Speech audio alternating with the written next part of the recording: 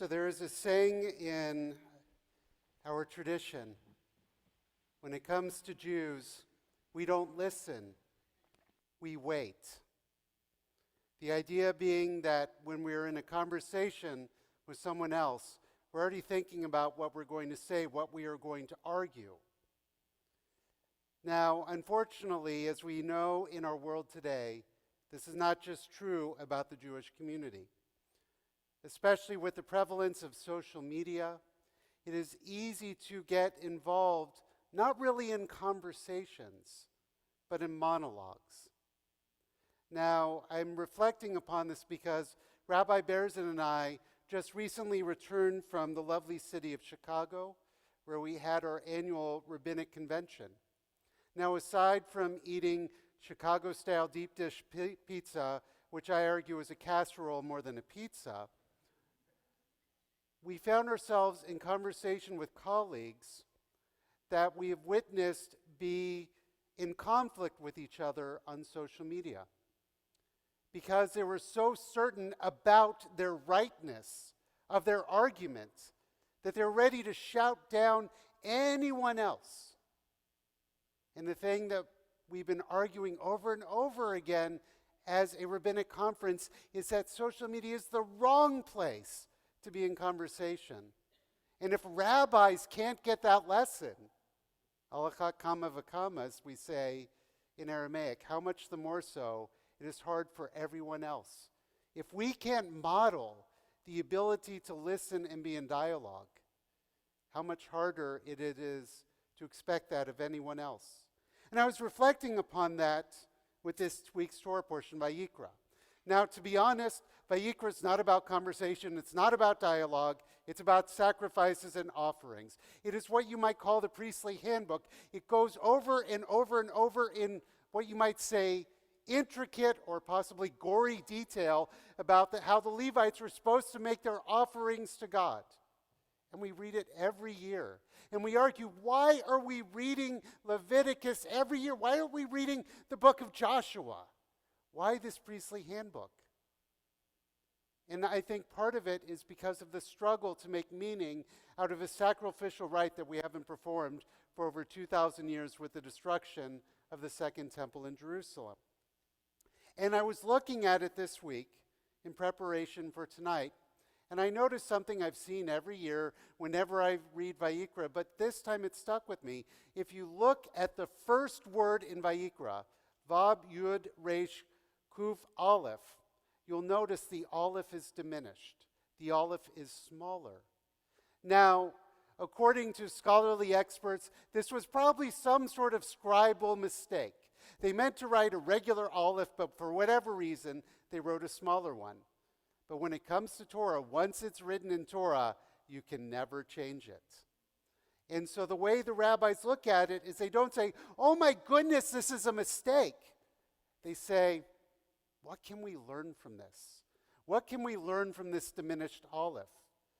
And so one of the rabbinic interpretations, especially from Rabbi Schneerson, is if you compare this aleph to an aleph in the book of Chronicles, which comes at the very end of the Hebrew Bible, in that particular book, the aleph is about Adam, and the aleph is bigger than all the other letters. And he says, why is that? Well, it's because Adam believed he was greater than all of creation. He had this ego that took up all the space in the room. But this aleph in Vayikra, and he called, who's God calling to? Moses. Who is the book of Leviticus for? The priests. Who are the priests related to? They're related to Moses, but they are descendants from Aaron. Moses doesn't appear in much of this book. Much of it has to do with the Kohanim, the high priests, with Aaron and his sons and his descendants.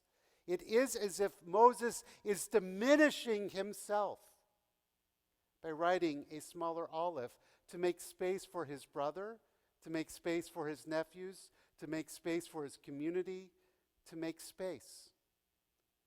In the Zohar, there's this concept of tzimtzum, of contracting oneself, that God contracted God's self for creation to exist, that God took up all the space, but the world could not be unless God withdrew at least a little bit to give space for creation, to give space for us.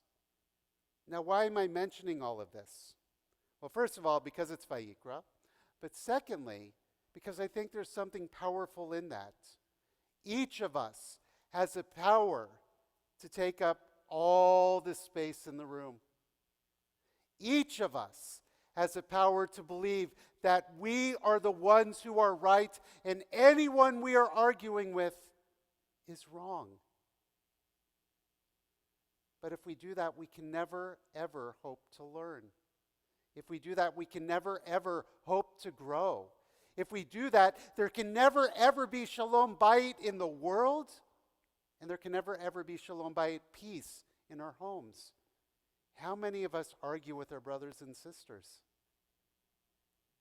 How many of us argue to the point that your parents and grandparents say, must speak enough?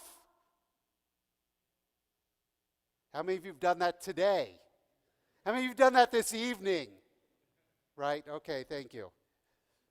That never happens in my house, by the way. Every day. I mention this because there is something sacred about being in conversation.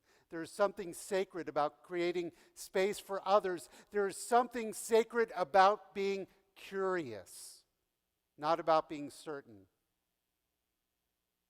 This world has a lot of conflicting ideas and ideals.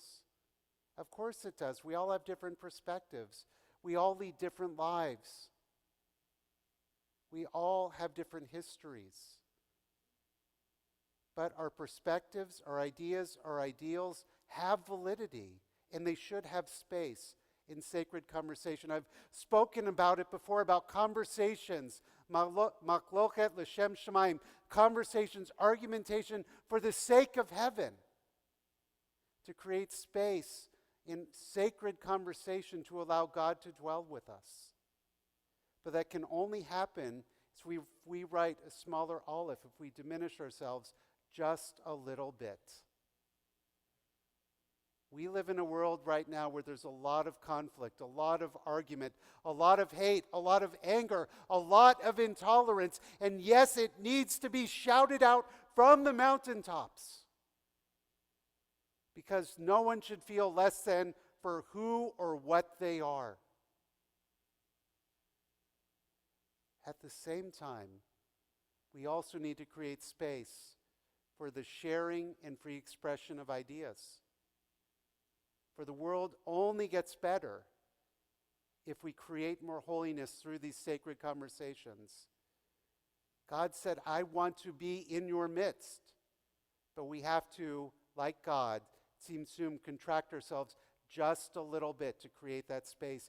Tzimtzum, to contract ourselves, create space for others. To create space for new ideas to emerge. To create space to reduce a little conflict in our homes.